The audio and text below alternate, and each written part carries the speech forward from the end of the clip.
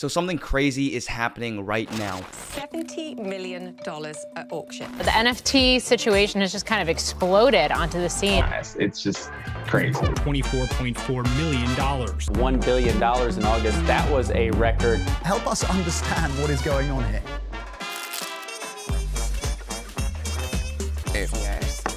I very much think this is a huge bubble. This picture that you're seeing on the screen sold for $69 million. And this digital pixelated CryptoPunk sold for $24 million. And now all of these pictures of monkeys are worth over $100,000 each. So what the heck is going on right now, and why are all of these pictures selling for so much money? Well, in this YouTube video, I'm going to attempt to do the impossible. I'm going to try to explain NFTs in a simple and easy to understand manner. And on top of that, I'm going to be explaining why I personally think this is one of the biggest opportunities that we have in front of us. And I'm also going to be showing you guys how you can capitalize on this emerging market. So if that sounds interesting, please make sure to click the like button and subscribe down below. But we're not going to waste any time, and we're going to jump right into it. So NFT stands for non-fungible token. And I know that can sound intimidating at first, but really it's not too hard to understand. Trust me, I'm simple-minded and I can kind of get my head around this concept. But the term fungible basically means replaceable. So non-fungible means something that's not replaceable. So for example, a dollar bill is replaceable because it is interchangeable and you can replace a dollar bill with another dollar bill. But an example of something that's non-fungible would be the Mona Lisa, because there's only one of them,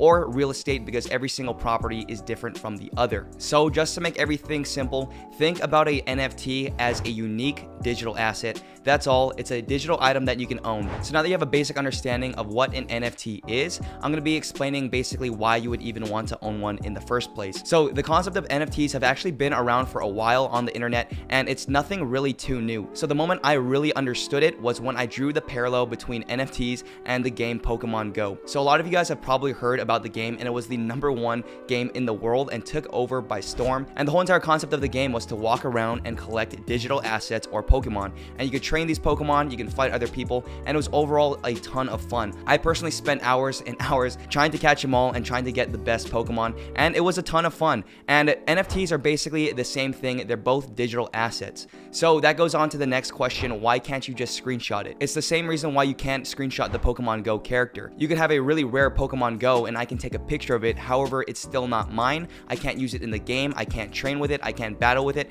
and I can't show off that I own the Pokemon. Although I can screenshot it and act like it's mine, it really isn't at the end of the day. And digital assets itself are becoming extremely popular. For example, Fortnite skins. People spend millions and millions of dollars every single year just to get a cool character. CSGO skins are also extremely popular, and people are spending thousands and thousands of dollars just for one unique skin. Then we have a lot of other games such as Clash of Clans, Club Penguin, Madden Mobile, NBA 2K, and much more. But the fundamental concept in all of these games is owning digital assets. So owning things in general is deeply rooted in our human psychology, and this has been shown throughout history. People buy antiques, people buy fine art, people buy expensive cars for many reasons, and people just like collecting items in general. However, the creation of the internet has sort of changed how we value things and what we deem valuable. So before the internet, people collected different items such as sports cards, magazines, etc. And now we're seeing a shift from actual real items into digital items. And this actually makes sense if you really think about it. More people are spending more time on their computer screens, and we are kind of shifting into this digital world, and that's where we're heading. So it would make sense that you would want to own now digital items. For example, when I was playing Pokemon Go back in the day, I really valued the Pokemon in the game, and I would actually even spend real life money on like Pokeballs, Great Balls, just so I can catch these specific Pokemon. And this is a huge industry. They actually made almost $1 billion in 2020 just off of their game. So it does show that I'm not the only person, and I know a lot of people really do actually care about digital assets. So now I want to give a comparison about a real item and a digital NFT. So back then, a really popular thing to buy and sell was a sports card, and this can actually relate to a lot of people, and it makes sense why you would kind of want a sports card. But when you get it, you can show off to all of your friends that you have a rare sports card, and by owning the sports card, you're basically showing people what you're interested in. For example, if I owned a baseball card, it shows that I watch baseball, and that's something that I'm really into, or I just like collecting baseball cards. And another great example of this is the Pokemon card craze that's going on right now. For example, Logan Paul spent, I believe, $5 million on a specific Pokemon card, and the primary reason why he would want to do this is one, one, of course, the flex, and to show off that he has the most rare Pokemon card in the world. So if you really break it down, is the Pokemon card actually worth $5 million?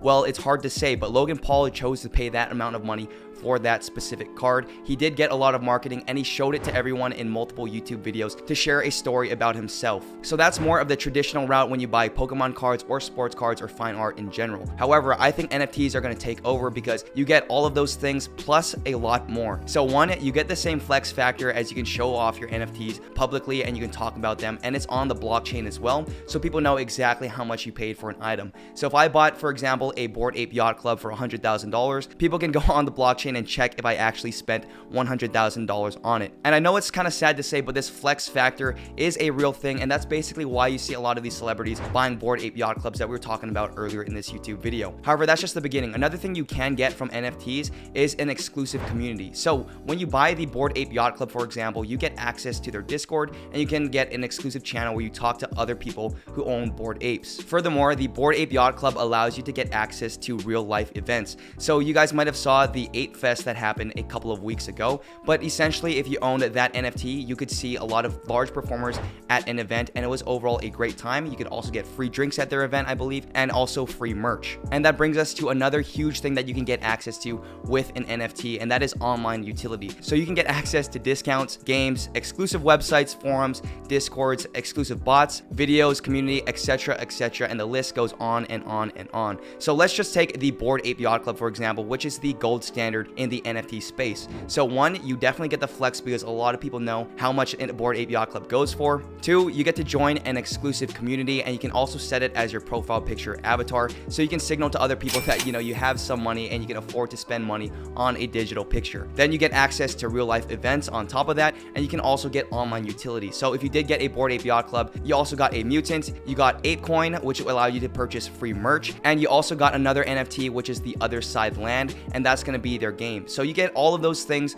just for holding their NFT, and I think that's a lot more than just a sports card or a Pokemon card could get you. So in reality, when people say I think I can just screenshot your NFT, it doesn't really make sense because it goes on the blockchain, and you can actually look up what this is in other YouTube videos because they're going to explain it way better than I ever could. But essentially, it verifies your ownership of a singular asset, and once people see that you verifiably own that picture, it allows you to unlock a lot of other benefits online, which is something that physical items just simply can't do. And on top of that, one of the biggest things and the best things about NFTs, you can hate me for saying it, but it's the fact that you can show off. And I would argue that a lot of humans buy things to signal and show other people who they personally are. So I think this is a big deal because it's going to build a layer on top of social media, and it's going to allow other people to know things about you that they otherwise would not know. So for example, Facebook and Instagram did say that they're going to be integrating NFTs onto their platform, and I think that this is a huge deal. And we're starting to test digital collectibles on Instagram so that creators and collectors can display their NFTs. So for example, I'm a 49ers fan. So if I bought a 49ers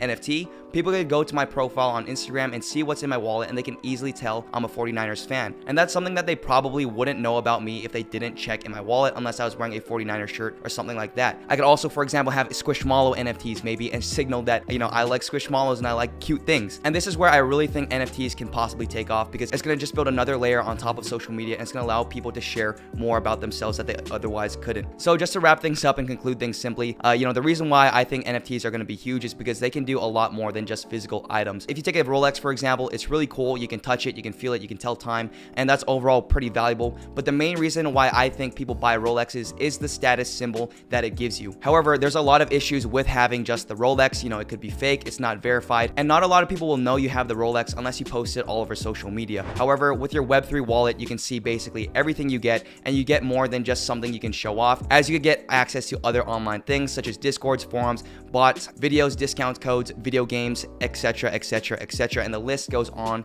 and on and on. And I think that this industry could possibly be big, and I hope this was a decent explanation about it. But in the current market right now, I'm not saying that the NFT space is perfect by any means. Right now, there's a lot of pump and dumps, there's a lot of speculation going on, there's not a lot of actual value such as the games that we were talking about, and overall, I would say it's definitely the Wild West. Now, does that mean you can't make money right now in the Wild West? I don't think so, as I've been trading NFTs for quite some time, but I think in the long term, NFTs will go mainstream, and I think a lot of people will soon adopt it as more and more people spend more time online. I think that these digital assets will become value, especially as utility comes down the line. I tell this to people all the time. I personally think this is going to be the next internet, and right now we're experiencing the .com boom. So if you guys didn't know what this is, so basically when the internet came out, everyone was super excited about it and everyone thought it was going to be the future, and all of these companies came out and people were getting extremely rich off of these companies, but they really did nothing at the end of the day. And once the bubble bursted, a lot of people lost tons of money. Apple shares are just getting hammered this morning. We're down by between 3 and 4.5% generally across these markets. And I think that's exactly what's happening in NFTs right now.